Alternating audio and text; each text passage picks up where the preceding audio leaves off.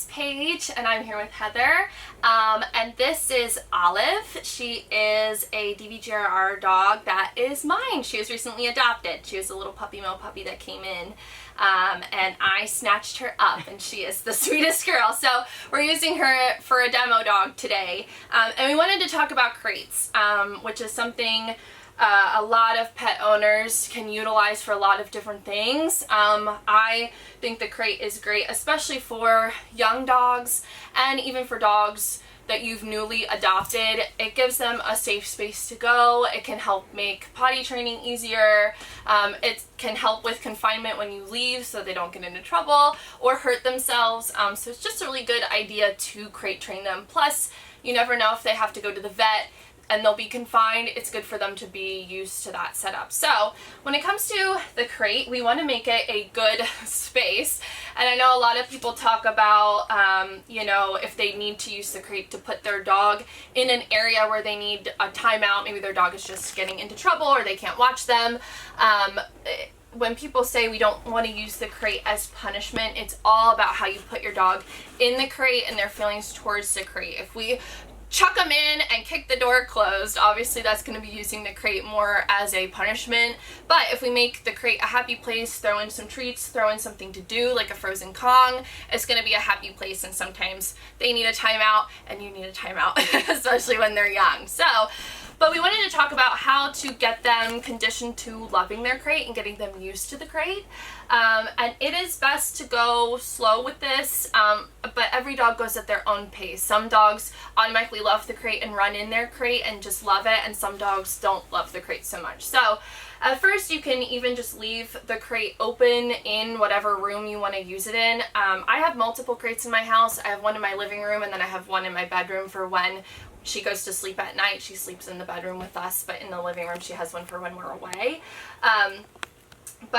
So it's up to you where you want to keep it. It can help to keep the door open and have lots of interesting things inside the crate so they can kind of explore it all on their own, and kind of make their own choice and get them just going into it when you first set it up. Now this is a wire crate.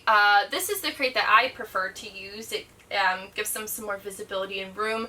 There's also the plastic Mark and Fine crates, and there's also fabric crates. So you have to find what you prefer and what your dog prefers. Miss Olive is terrified in a fabric crate, but she loves her wired crate, so you just can play around with that. So when we're first getting started with the crate, we really want to work with having the door open and giving them a lot of space. Some crates have two doors that open, which is really nice. This one has both. So if your dog is really fearful of tight spaces, which you might find, especially with some of the, puppy mill dogs or more fearful dogs, you can really open it up.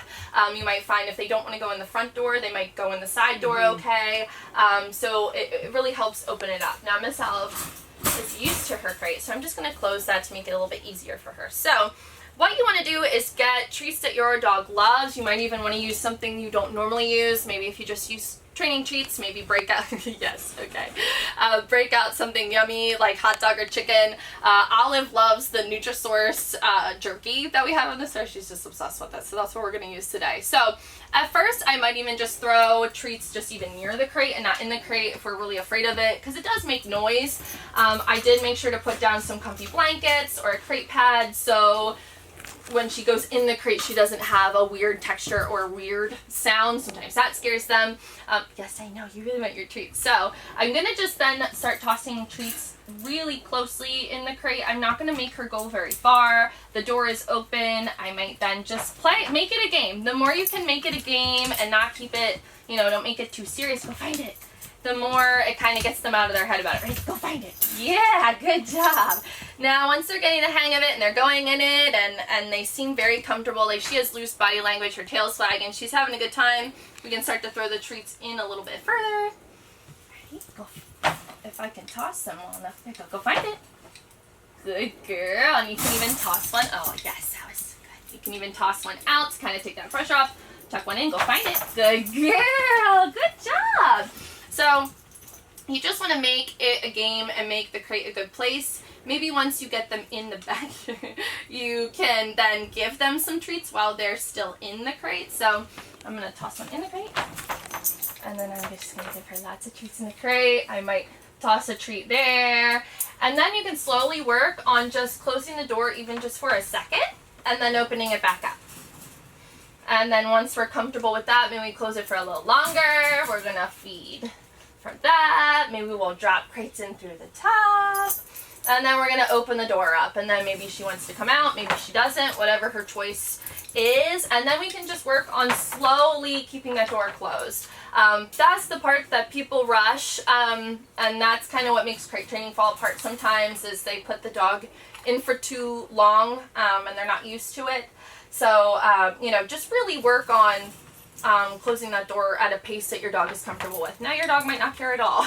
So, you know, you really have to take it as it comes. Now, once they're doing good with the door being closed, once they're good with the door being closed, you can put all kinds of goodies in the crate so they learn the crate is a good place for them to be.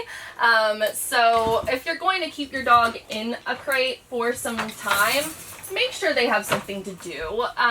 You know, you don't want them to just be bored in the crate. Give them lots of options. You want to make sure it's something like a hard bone or a safe chew or a Kong or one of the Westpaw toys that we have. We'll put peanut butter in them and freeze them. But you want to make sure it's something safe. No stuffies, no squeakers, anything like that. If your dog does rip up towels, you might want to consider not keeping them in the crate when the dog is unsupervised.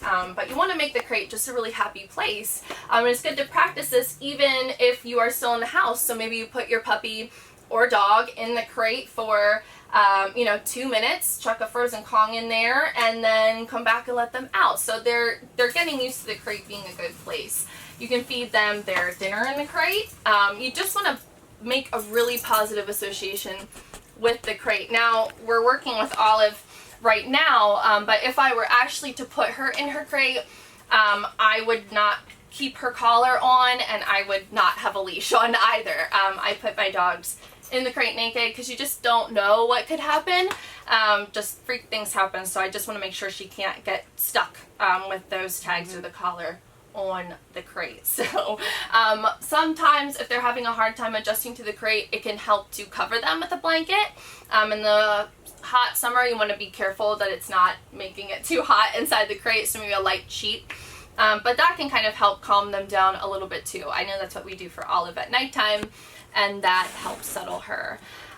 So Heather, do you have any anything ideas? with water with the crates? I know they make like water pails that you can clip to the side, which is what we've done for some dogs that have had surgeries that need to be in a crate, but they still that are in the crate for extensive amount of time because they're recovering from surgery, so they still need access to water. So we put, there's pails that have like a flat edge on them, and then we just clip them to the crate.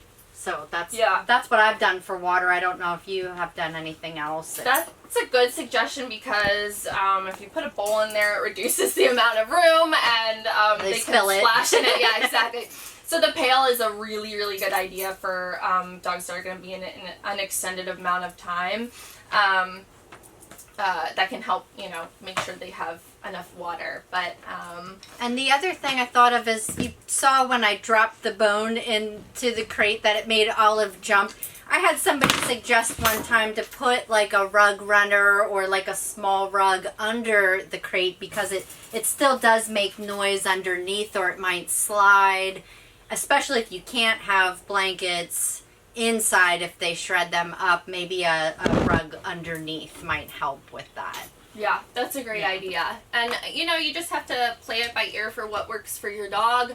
If you're finding that you're working on house training and they are going in the crate, you might want to put in a crate divider, which most crates come with a little divider. It almost looks like this, and you can kind of put it in at a certain length to make it a little bit more smaller. But you also want to make sure your dog is comfortable and has enough room to enough headspace, enough room to turn around. So you have to find a good balance of that. But then once they get older, you can kind of extend that crate. I know we got a bigger crate for Olive because we knew she was going to get bigger, and we didn't want to buy 4 different crates, and we just put that divider in, and as she got bigger, we just moved it, and then took it out, and now she's in a big girl crate fully all to herself, and she loves it. She loves her crate. When she's even feeling a little nervous, she runs in her crate because it is her comfort. So I think people have a bad impression of crates. They think they're like a jail and they're mean, but really it can be a safe place for your dog. It can